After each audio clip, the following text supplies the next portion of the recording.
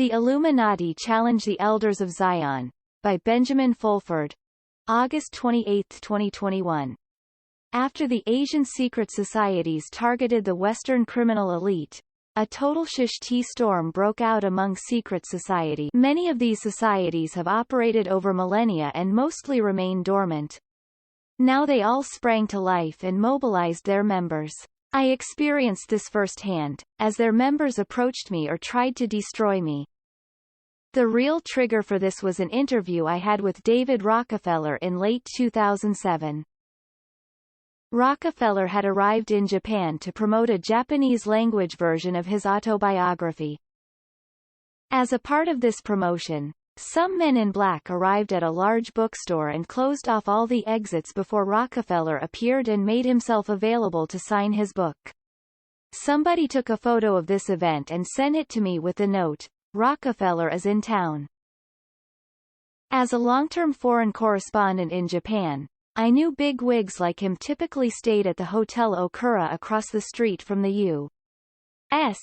Embassy. So, I waited until 10 p.m., when I figured his handlers would have left the room but he was still awake, called the switchboard and asked for David Rockefeller. I was put straight in touch with him. I told him who I was and my background, and asked him for an interview. He agreed. This interview took place the following morning.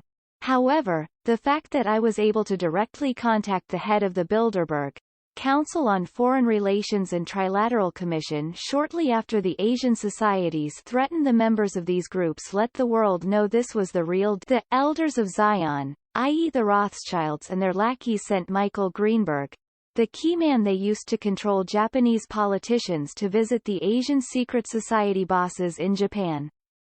Greenberg told them I was a woman-beating, amphetamines addict and that they should have me killed. When the Asians confronted me with this, I suggested they ask my ex-wife or any other woman I had been intimate with to confirm this was complete slander. This was the first hint they were planning to use drugs to destroy me. It was around this time that Sasha Zarek, aka Alexander Romanov, approached me. Zarek said he was sent by a group known as the Gnostic Illuminati. He said they traced their roots back at least as far as the Greek mathematician Pythagoras. The Gnostic Illuminati said they scouted the top 6,000 geniuses of each age and that they were opposed to bloodline rule. They claimed to have caused the American, French and Russian revolutions. Zarek told me he made his living as a drug smuggler, typically bringing about 100 kilograms of hashish into Japan every month. He said he had been called to Pattaya, Thailand, where he was shown a 500 megaton nuclear weapon that he was told was one of 4 that had been stolen from the Russian submarine Kursk when it was sunk in the year 2000. He was also shown 70 kilograms of marijuana and told to smuggle the drugs into Japan. Zarek presented me with some of the marijuana and said that if I did not introduce him to Japanese gangsters I would be killed. He said if I made the introduction I would be given $10,000 per month as a commission. I told Kawase Takamasa of the Japanese military police about this. He told me it was a trap and to stay away from it. He was right. It was around this time that, according to my MI6 sources, former Prime Minister Tony Blair of the UK was bragging that I was about to be jailed on drug charges. The marijuana was also laced with a dangerous chemical, most probably PCP or angel dust. Zarek began to lose his mind after he started smoking it heavily. However, it turns out he was also an agent for the Australian Secret Intelligence Service. Around 2010, he told me the nuclear weapon he had been shown in Thailand had been smuggled into Japan and was located at Hinode, Tokyo on the property of former Japanese Prime Minister Yasuhiro Nakasone. Zarek became a whistleblower and went to the Australian Embassy in Tokyo to raise the alarm, warning Japan was about to be hit with a nuclear terrorist attack. Rudd apparently tried to act on this information and was forced to resign as Prime Minister by the Federal Reserve Board, according to ASIS sources. We will get back to this nuclear weapon next week. But first, we need to take a look at what happened to the Asian secret society people I first met. After the cutoff of Asian money had caused the Lehman crisis and a sudden economic collapse in the West, the Asian secret society cut a deal behind my back with the Rockefellers and Bushes. They were told that Barack Obama, a black person, would be made president of the United States and that everything would change. For this reason, a secret deal was cut whereby the FRB bought 700 tons of gold from an Asian royal by the name of Johannes Riadi. Lord James Blackheath detailed this to the British House of Lords. Based on information from Lord Blackheath and others, what happened was the 700 tons of gold were used to issue 750,000 tons worth of gold-backed bonds by Alan Greenspan of the Federal Reserve Bank. This created US $23 trillion that was used to finance the Obama regime. The Chinese were awarded the 2008 Beijing Olympics and many officials were given Iraqi oil money as a part of their reward for going along with this scam. It was also around this time that the Asian secret society representatives withdrew their protection from me for disobedience. The ninja Shiramine then told me I was about to be killed. My senior contact with the Japanese Yakuza gangs also told me that I was officially sanctioned and designated to be killed.